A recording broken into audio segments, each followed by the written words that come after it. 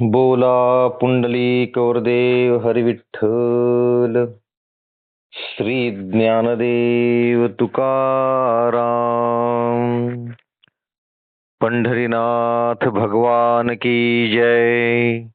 माऊली ज्ञानेश्वर महाराज की जय.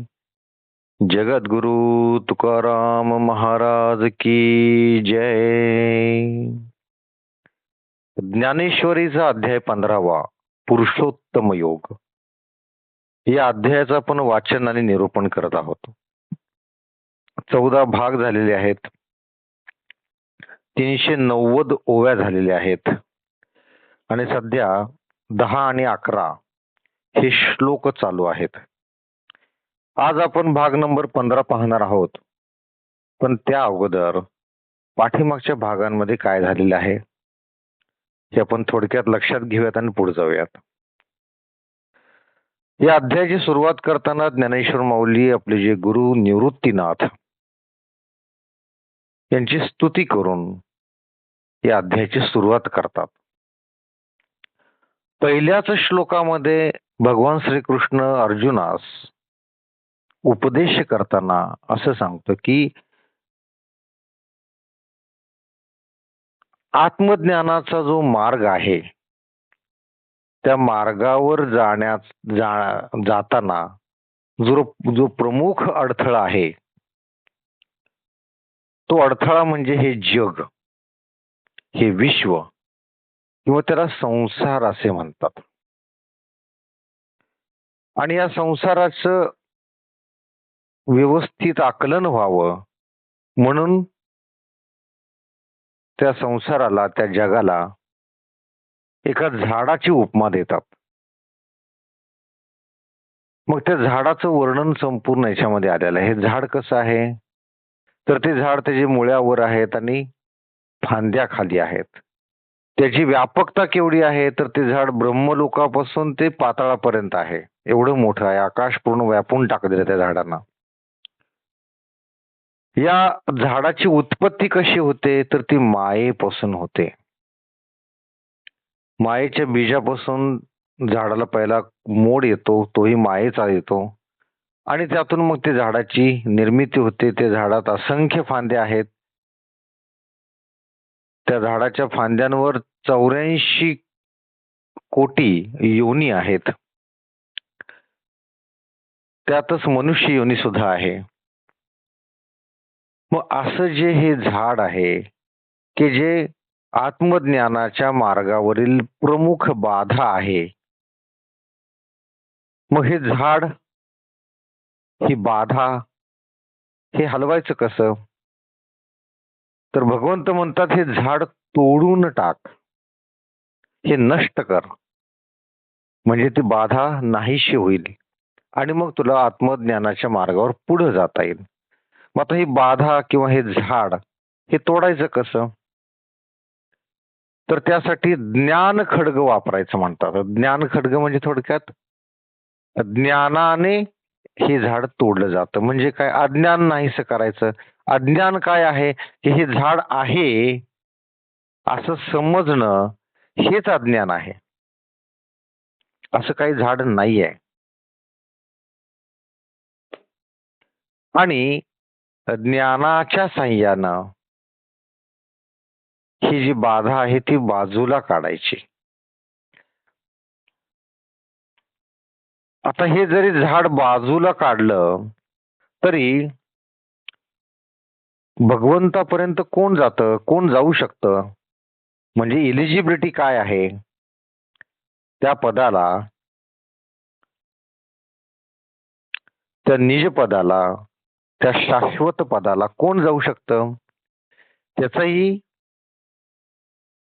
भगवान श्रीकृष्णाने तो वर्णन केलेलं आहे की ज्यांनी अभिमान आणि मोह, ज्यांच्यामधून अभिमान आणि मोह गेलेला आहे, ज्यांनी विषयासक्ती रूप दोष जिंकले आहेत, जे आत्मज्ञानाला नित्य पावतात, ज्यांच्या सर्व वासना नाहीशा झालेल्या आहेत आणि जे सुख दुःख रूप द्वंद्वापासून मुक्त झाले आहेत, असे जे ज्ञाते आहेत तेच त्या शाश्वत पदाला जाऊन मिळतात. म्हणजे कुणालाही ते शाश्वत पद किंवा उत्तम पद, निजधाम, परमधाम, मुक्ती हे प्रत्येकालाच मिळते असे नाही. आणि ज्याला ही मुक्ती मिळते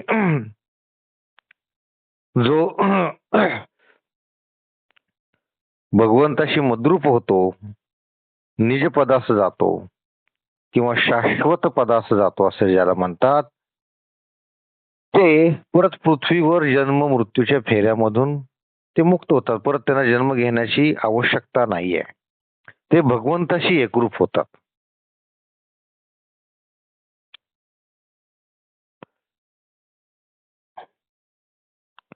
आणि असे जे लोक आहेत त्यांचं तेज हे चंद्र सूर्यापेक्षाही जास्त असतं. हे एवढे प्रखर तेजोवान असतात हे असे लोक.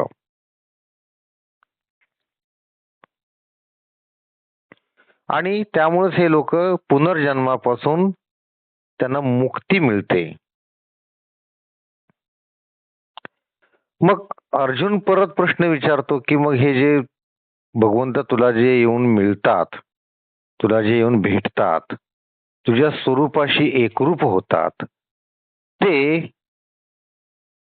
भिन्न आहेत की एकरूप होतात? एकरूपच होऊन जातात. तर त्यासाठी भगवंत सांगतात की जे मद्रूप होतात ते पुन्हा माघारी जात नाहीत आणि त्यात भिन्न व अभिन्न अशा दोन्ही प्रकारचे लोक आहेत. ते कसं? तर जे विचार दृष्टीने पूर्ण लक्ष देऊन पाहिले तर माझे व त्यांचे स्वरूपात स्वभावताच ऐक्य असते. हे जे ज्ञानी लोक असतात ते तपश्चर्या करून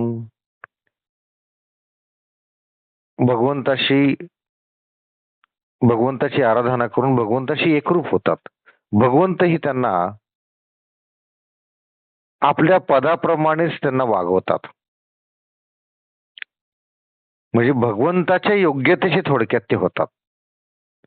मग ते भगवंताच्या स्वरूपातच ऐक्य त्यांना पावलं जातं, ऐक्य पावतात ते.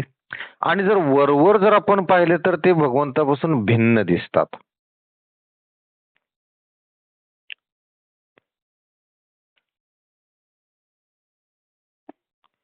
नंतर भाग नंबर 13 मध्ये आपण हे पाहिलेलं आहे की मनुष्य लोकी माझाच सनातन असा जीवरूपी अंश आहे. तो प्रकृतीमध्ये असलेली पंच ज्ञानेंद्रिय व मन यांना आकर्षित करतो. प्रत्येक जीवामध्ये भगवंताचा अंश आहे असं इथं सांगितलेलं आहे. कणाकणात देव, मना मनात देव, कणाकणात ईश्वर, मना मनात ईश्वर, कणाकणात ब्रह्म, मना मनात ब्रह्म. त्याप्रमाणे हा ब्रह्माचा अंश जो आहे तो प्रत्येक जीवामध्ये आहे. आता ज्यावेळेस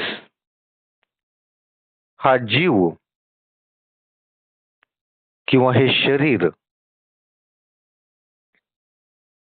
याच्यातून प्राण निघून जातो म्हणजे त्याचा मृत्यू होतो, त्यावेळेस काय होतं? तर जो अमर असणारा जो आत्मा आहे, जो नित्य आहे, तो जाताना, मुक्त होताना, ते शरीर सोडताना ज्ञानेंद्रिय आणि मन, पंच ज्ञानेंद्रिय आणि मन असे हे बरोबर घेऊन जातो. आणि ज्यावेळेस दुसरं शरीर धारण करतो त्यावेळेस हे पंच ज्ञानेंद्रिय आणि मन हे घेऊनच त्याच्यामध्ये प्रवेश करतो. पण शरीर जे बनतं ते प्रकृतीपासून बनतं. मग प्रकृतीपासून बनलेल्या शरीराच्या प्रमाणे हा आत्मा वागू लागतो. म्हणजे आपण पाहिलं की सिंहाचा धर्म काय की हरणाला किंवा कुठल्याही तृणभक्षी प्राण्याला मारायचं आणि खायचं. सशाचा काय धर्म आहे की तो घाबरट आहे. मनुष्याचा काय धर्म आहे? अतिशय हुशार आहे, त्याला बोलता येतं. भरपूर अशा गोष्टी आहेत मनुष्याच्या. तर त्याप्रमाणे तो जीव त्या शरीराप्रमाणे वागतो आणि शरीर जे काही भोग भोगतो त्याचा उपभोग सुद्धा हा जीव घेतो असं आपल्याला वाटतं. पण खरं तर तसं नाहीये.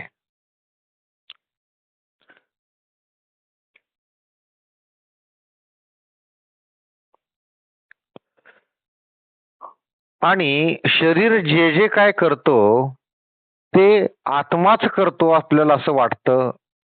आपले असे समज आहेत. पण तसं नाहीये, कारण आत्मा हा अकर्ता आहे. तो कर्ता नाहीये. कर्ता हे शरीर असतं. आत्मा हा अकर्ता आहे.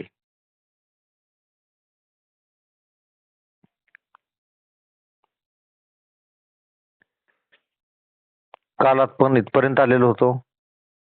आज भाग नंबर 15, ओवी नंबर 390 च्या पुढे.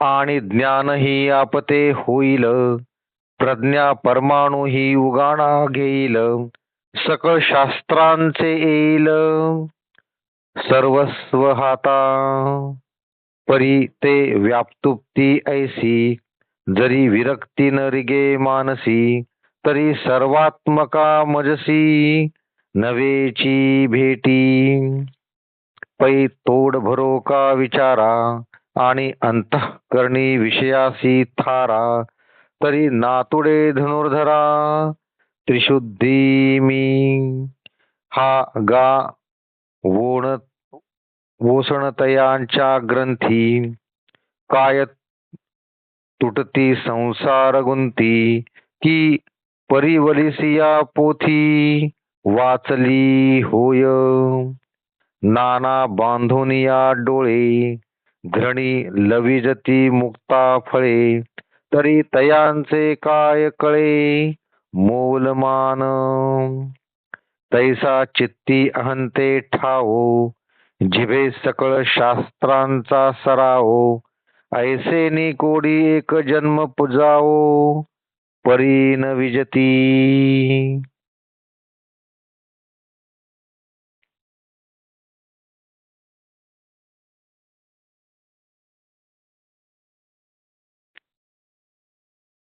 परी न पविजे माते, जो एक मी का समजती, व्यापको असे भूत जाती, ऐक तिथे व्याप्ती रूप करू.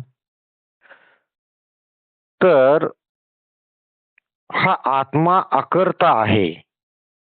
हा आत्मा करता नाहीये. म्हणजे जे कर्म जे करतं ते शरीर करतं. आणि ज्ञान प्राप्त होईल, बुद्धी परमाणूंचाही झाडा घेईल व तो सकळ शास्त्रात निपुण होईल. परंतु इतका शास्त्र संपन्न होऊ नये, जर त्या मनुष्याच्या मनात वैराग्याचा लेश नसेल, तर सर्व व्यापक असा जो मी, त्या माझी भेट त्याला होणार नाही. भगवंत काय म्हणतात की आत्मा हा जर वाढत नाही व ओहोटी पावत नाही, चेष्टा करवीत नाही व करीतही नाही, हे ज्यांना यथार्थ आत्मज्ञान झाले आहे तेच जाणतात. आणि पुढे काय म्हणतात की हे जे ज्ञान प्राप्त होईल, बुद्धी परमाणूंचाही झाडा घेईल व तो सकळ शास्त्रात निपुण होईल, परंतु इतका शास्त्र संपन्न होऊनही त्याच्या मनात जर वैराग्य नसेल, तर अशा ज्ञानी पुरुषास माझी भेट होत नाही. म्हणजे सगळं आहे पण वैराग्य नाहीये, तर त्याला मुक्ती मिळत नाही. तो भगवंताशी मद्रूप होऊ शकत नाही. त्याचप्रमाणे सर्व शास्त्रे जरी मुखोद्गत झाली आणि अंतःकरणात जर विषयांचे चिंतन असेल, तर अर्जुना खचितच त्याला माझी प्राप्ती व्हायची नाही. पहिल्यांदा काय सांगितले, वैराग्य नसेल तर भगवंत भेटतच नाहीत.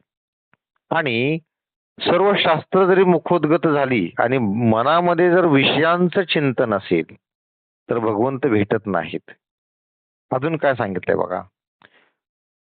अरे असे पहा, स्वप्नात ग्रंथ जरी मुखोद्गत झाले तरी त्या योगाने संसारातून मुक्त होता येईल का? स्वप्नातच तुम्ही आहात आणि स्वप्नात तुम्हाला असं वाटतं की मला सगळे ग्रंथ पाठ झालेले आहेत म्हणून तुम्ही संसारातून मुक्ती तुम्हाला मिळेल का? तर नाही. किंवा घरात असलेले वडिलोपार्जित ग्रंथ रक्षण करून ठेवल्याने ते वाचले असे म्हणता येईल का? बघा, प्रत्येकाच्या घरात धार्मिक ग्रंथ असतात, पण त्या धार्मिक ग्रंथाचं वाचन आणि पूजन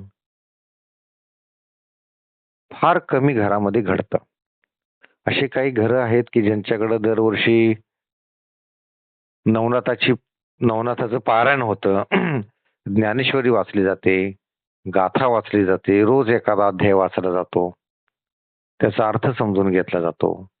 हे फार कमी घरांमध्ये घडतं आणि म्हणूनच आपला हा जो हिंदू धर्म आहे तो हळूहळू ऱ्हास पावत चाललेला आहे.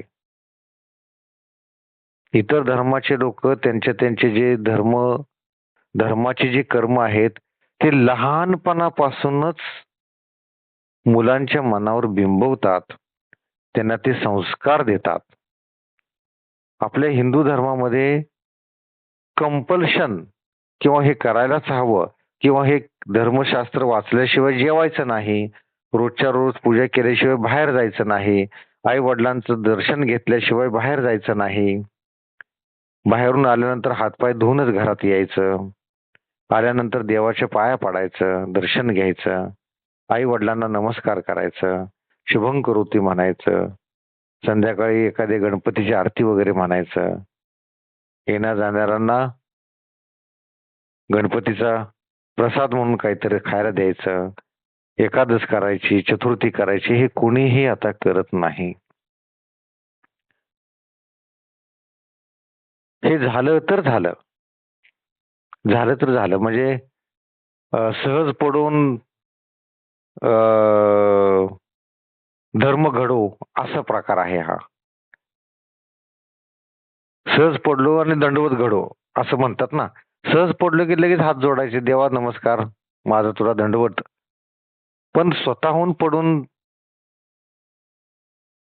भगवंताला अष्टांग मुद्रेत दंडवत घालणारे फार कमी आहेत आणि त्यामुळेच आपला धर्म थोडासा क्षीण होत चाललेला आहे. तर आपल्या सगळ्यांचं कर्तव्य आहे की आपण पाठीमागच्या पिढीतून आपला हा धर्म, याचे संस्कार आपण घेतले. आता आपली ही जबाबदारी आहे की ह्या धर्माची धुरा जी आपल्या हातामध्ये आहे ती आपल्या पुढच्या पिढीच्या हातात द्यायची आहे.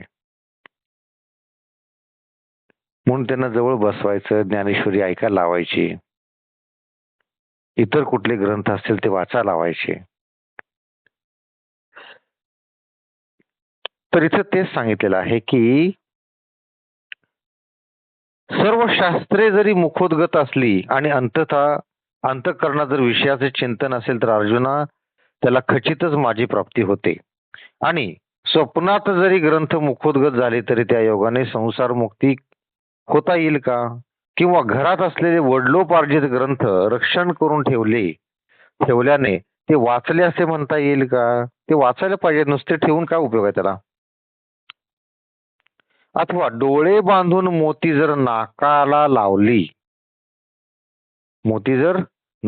लावली तर त्याचे पाणी व किंमत कळेल का? मोत्याचं पाणी म्हणजे मोत्याची किंमत, थोडक्यात त्याचं कुठली ग्रेड आहे त्याची ते कळणार नाही डोळे बांधले असताना.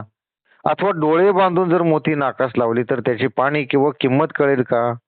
त्याचप्रमाणे चित्तात अभिमान बाळगून तोंडाने सर्व शास्त्रे जरी पाठ म्हटली आणि असे कोट्यावधी जन्म गेले तरी त्यास माझी प्राप्ती होणार नाही. अभिमान बाळगला तर तुम्हाला काहीच मिळणार नाही. अभिमान, अहंकार हे पहिल्यांदा टाकून द्यावं लागतं. आपण मंदिरामध्ये जातो, देवाचं दर्शन घेतो. पण मंदिरामध्ये जाताना आपण चप्पल घालून कधी जात नाही. आपण चप्पल बाहेर ठेवतो. तर हे अहंकार, द्वेष, मत्सर, मद, मत्सर, माया, मोह हे सगळे षड्रिपू जे असतात ना, ते त्या चपलीपाशी ठेवायचे असतात. आणि मग मंदिरामध्ये प्रवेश करायचा असतो. आणि मंदिरामध्ये प्रवेश करतो आपण, भगवंताला नमस्कार करतो, हात जोडतो, डोळे मिटतो आणि आपल्या मनातल्या इच्छा व्यक्त करतो की भगवंता माझा बंगला होऊ देत, भगवंता मला मुलगा होऊ देत. आपण वेगवेगळे नवस बोलतो किंवा आपल्या इच्छा बोलून दाखवतो. खरं तर भगवंतासमोर आपण ज्यावेळेस जातो त्यावेळेस प्रार्थना करायची असते ते इतरांच्यासाठी. स्वतःसाठी काहीही मागायचं नसतं. समजा एखादी स्त्री आहे, तिचे पती वारलेले आहेत, 2-3 वर्षाचा मुलगा तिच्या पदरामध्ये आहे. ती शिवणकाम करून, इतर कामं करून त्या मुलाला लहानाचं मोठं करते. मोठं करते, तो चांगल्या नोकरीला लागतो. आता लग्नाला आला मुलगा आणि काहीतरी औचित्य घडतं. त्याचा ऍक्सिडेंट होतो आणि कमरेखालचे त्याचे हात पाय त्याचे सगळे अवयव हालायचे बंद होतात. लुळा पडतो, तो कमरेच्या खाली लुळा पडतो. हे जर आपल्याला समजलं तर आपले त्याच वेळेस डोळे मिटले पाहिजेत. आपण कुठे जरी असलो तर त्याच वेळेस आपले डोळे मिटले पाहिजेत आणि मनातल्या मनात आपण भगवंताची प्रार्थना केली पाहिजे की भगवंता ह्याला या दुःखातून लवकर बाहेर काढ, ह्याला पूर्ववत कर आणि ते मातेचं जे एवढं मोठं दुःख आहे ते कमी कर. म्हणजे प्रार्थना करायची असती ती इतरांच्यासाठी, आपल्यासाठी नाही. भगवंताकडे जायचं ते मनात काहीतरी हेतू ठेवून जायचं नसतं. आणि याच सगळ्याच्या संदर्भामध्ये ज्ञानेश्वर माऊलींनी पसायदान लिहिलेलं आहे. जे खळांची व्यंकटी सांडो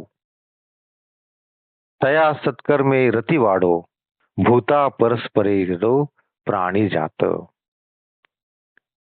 हे सगळं एकदा आपण हे पसायदान घेणार आहोत. त्यांनी जे काय मागणं मागितलेलं आहे भगवंतानी, ज्ञानेश्वर माऊलींनी भगवंतापाशी, ते सगळं या पृथ्वीतील सर्व प्राण्यांसाठी मागितलेलं आहे. सगळे सुखात राहू देत, स्वतःसाठी काहीही मागितलेलं नाहीये. अशी श्रेष्ठ संतांची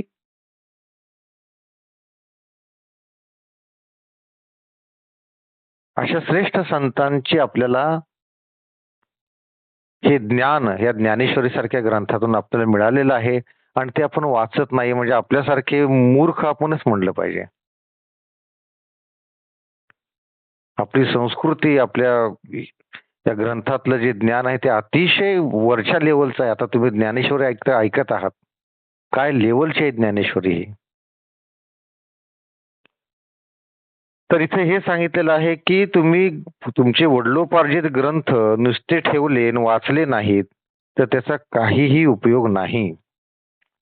पुढे काय सांगितलेलं आहे की चित्तात अभिमान बाळगून जर तुमचे सगळे शास्त्रे जर पाठ असतील तर तुम्ही कोट्यावधी जरी जन्म घेतले तरी माझी प्राप्ती होत नाही.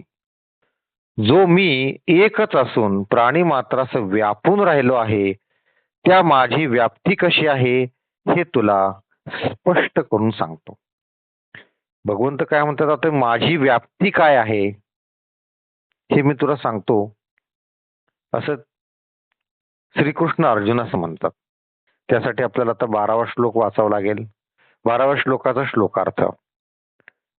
जे सूर्याच्या ठिकाणी असलेले तेज सर्व जगाला प्रकाशित करते आणि जे अग्नी व चंद्र यांचे ठिकाणी आहे ते तेज माझे आहे असे समज. आता भगवंत काय करतात की त्यांची व्याप्ती किती आहे ते सांगत आहेत अर्जुनास.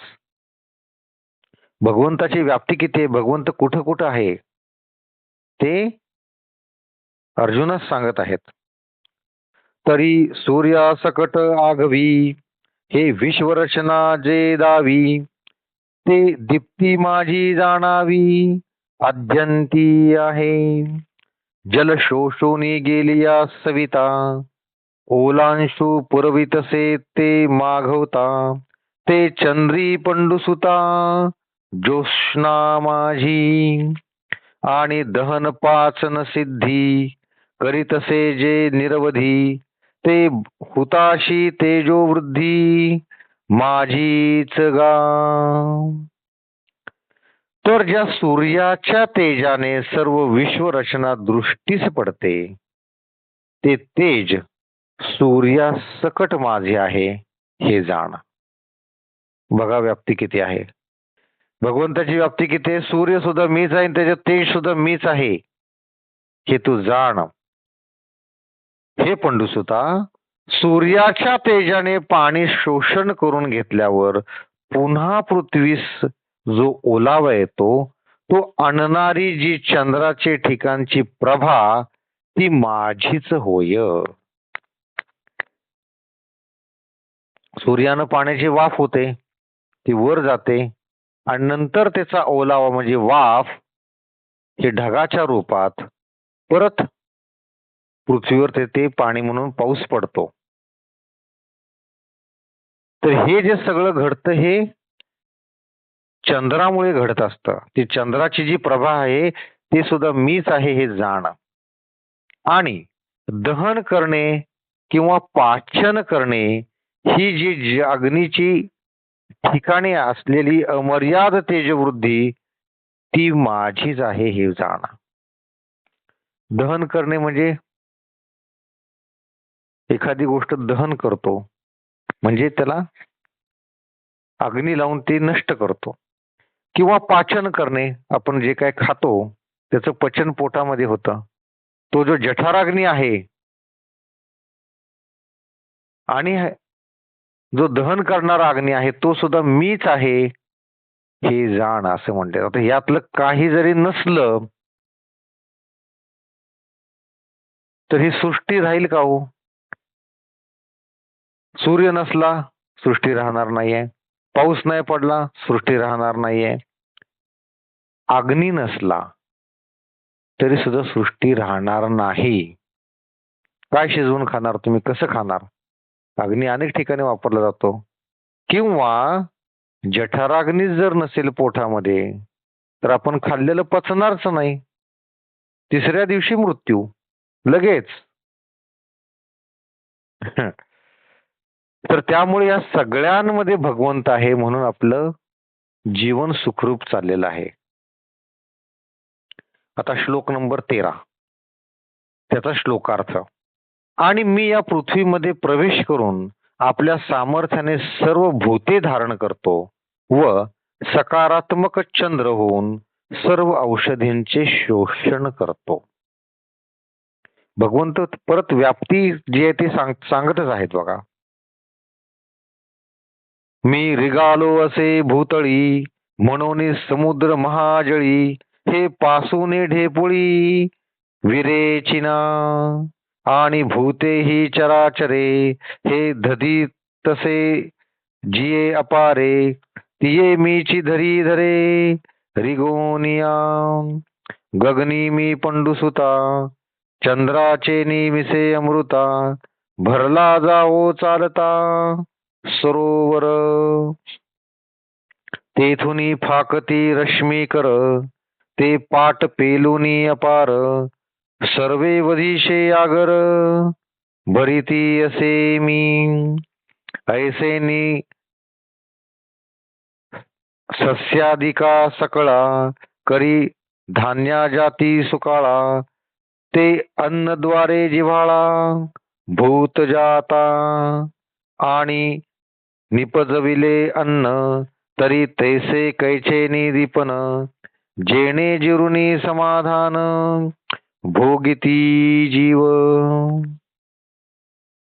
मी पृथ्वीमध्ये शिरून तिला आधारभूत झालो आहे, म्हणून ही जरी रजकणांनी बनलेली मोठी ढीप आहे, तरी समुद्राच्या अपार पाण्यात असूनही विरघळून जात नाही. ही जी पृथ्वी आहे ही रजकणांपासून बनलेली आहे, तरी सुद्धा ती समुद्रात विरघळून जाते का? नाहीये. कारण त्या पृथ्वीमध्ये मी शिरलेलो आहे. म्हणजे संपूर्ण पृथ्वीत कणाकणात देव आहे, कणाकणात ब्रह्म आहे. याची प्रचिती आली, लिहून ठेवलं इथं. म्हणजे जे आपण म्हणतो कणाकणात देव, मना मना देव, ते चुकीचं आहे का? इथे लिहिलेलं आहे. आणि ही आपल्या पृष्ठभागावर अपरिमित चराचर भूते धारण करते. ही म्हणजे कोण? पृथ्वी. ती भूतेही मीच तिच्यामध्ये शिरून धारण करतो. जे 84 कोटी योनी आहेत, म्हणजे जी भूते आहेत, भूते म्हणजे सृष्टी, चराचर, प्राणी मात्र, हे जे आहेत ते मीच तिच्यामध्ये शिरून धारण करतो. हे पंडुसुता, मी आकाशात चंद्राच्या रूपाने जणू काय अमृताचे चालते सरोवरच झालो आहे. चंद्रात सुद्धा मीच आहे, पृथ्वी सुद्धा मीच आहे, सर्व प्राण्यांमध्ये मी आहे, सूर्यात मी आहे, अग्नीमध्ये मी आहे, जठराग्नीमध्ये मी आहे, पावसामध्ये मी आहे. भगवंत सांगतायत कशा कशात आहे मी. अजून संपलेलं नाहीये, पुढे वाचूयात आपण. आणि तेथून चंद्राच्या किरण रूपी ओघाने सर्व वनस्पतींचे शोषणही मीच करतो.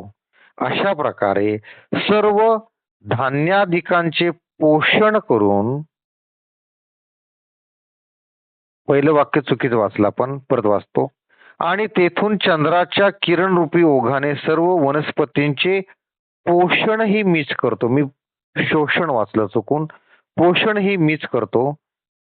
अशा प्रकारे सर्व धान्याधिकांचे पोषण करून व नाना प्रकारच्या धान्याची समृद्धी करून अन्नद्वारा प्राणी मात्रांचे रक्षणही मीच करतो.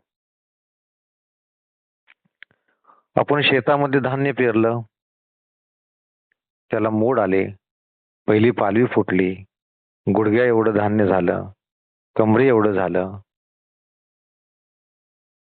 पण त्या रोपांमध्ये दाणा कोण भरतं? समजा ज्वारीचं आपण शेती केलेली आहे, 4-5 एकरामध्ये शेती केलेली आहे, कमरे एवढी ज्वारी झाली, त्याला कणस येतात, त्या कणसामध्ये दाणा कोण भरतं? तर ते सूर्यकिरणांच्या मार्फत आलेले जे अन्नद्रव्य आहेत ते पानं शोषून घेतात, जमिनीतून पाणी घेतात, जमिनीतून अन्नद्रव्य घेतात, जमिनीतून खनिज घेतात आणि त्यापासून ते ज्वारीच त्याच्यामध्ये त्या कणसामध्ये येते. हे सगळं आलो कुठून? सूर्यामध्ये भगवंत आहे, पाण्यामध्ये भगवंत आहे, जमिनीमध्ये भगवंत आहे. त्यामुळं ती जी ज्वारी आहे, जे दाणे आहेत, त्या सुद्धा भगवंतच आहे. आणि अशा रीतीनं भगवंत सर्व प्राणी मात्रांचं पोषण करतं. प्रत्येक प्राण्याला जे काही लागणारं अन्न आहे ते तयार करण्याचं काम सुद्धा भगवंतच करतात. ते पचवायचं काम सुद्धा जठराग्नीच्या मार्गानं भगवंतच करतात. आणि अन्न जरी उत्पन्न केले तरी प्राणी मात्रास ते असे कसे पचेल की ज्या योगाने जीवास समाधान होईल. म्हणून जठराग्नी सुद्धा भगवंतच आहेत. बघा भगवंताची व्याप्ती किती आहे. सर्वत्र भगवंत आहे.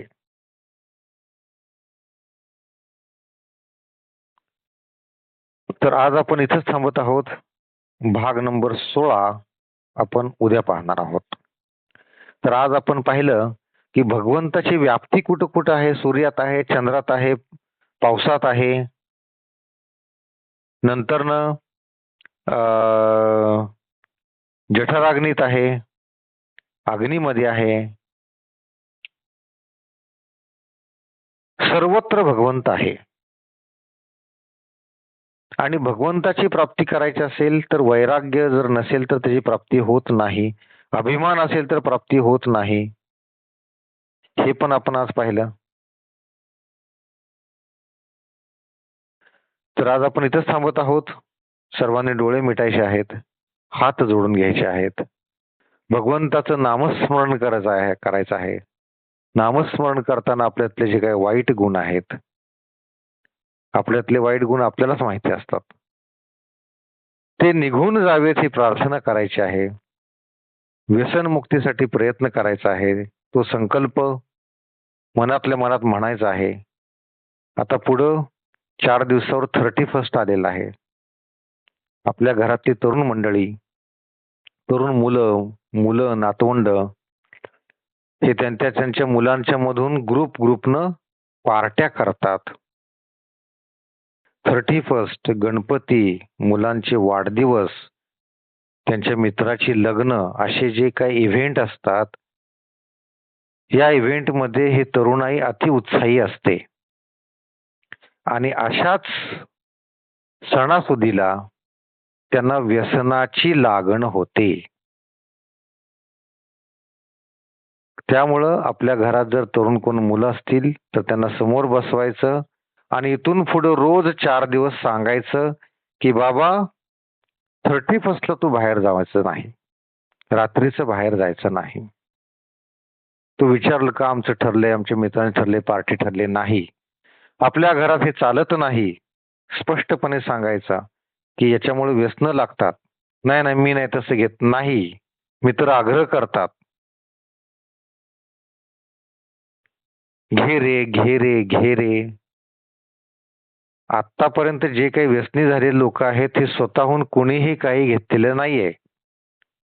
सुरुवातीला त्यांना कोणी ना कोणीतरी फोर्स केलेला असतो, कोणी ना कोणीतरी त्यांना घे म्हणून आग्रह केलेला असतो. त्यामुळं आपली पिढी तरी, ही पिढी तर त्यात जाऊ नये, त्या घाणीत जाऊ नये, याची काळजी आपणच घ्यायची आहे. म्हणून 4 दिवसावर येणारा 31 आनंदाचा दिवस आपण ज्याला मानतो तो तसा नाहीये. अतिशय धोक्याचा दिवस आहे तो. तुम्हाला धोका सांगितला, त्याच्यावरचा इलाज सुद्धा सांगितला. त्या धोक्याला बळी पडणारे लोकही तुम्हाला सांगितले. धोक्याला बळी पडणारे लोक तरुणाई आहे. धोका काय आहे? 31 आहे. कशाचा धोका आहे? व्यसनांचा धोका आहे. सगळं तुम्हाला सांगितलं, त्याच्यावरचा इलाज सुद्धा सांगितला. याची सगळ्यांनी काळजी घ्यायची आहे. सर्वांनी डोळे मिटा. बोला पुंडलिक वरदेव हरी विठ्ठल. श्री ज्ञानदेव तुकाराम. पंढरीनाथ भगवान की जय. माऊली ज्ञानेश्वर महाराज की जय. जगद्गुरु तुकाराम महाराज की जय. सर्व संतों की जय. जय जय रघुवीर समर्थ.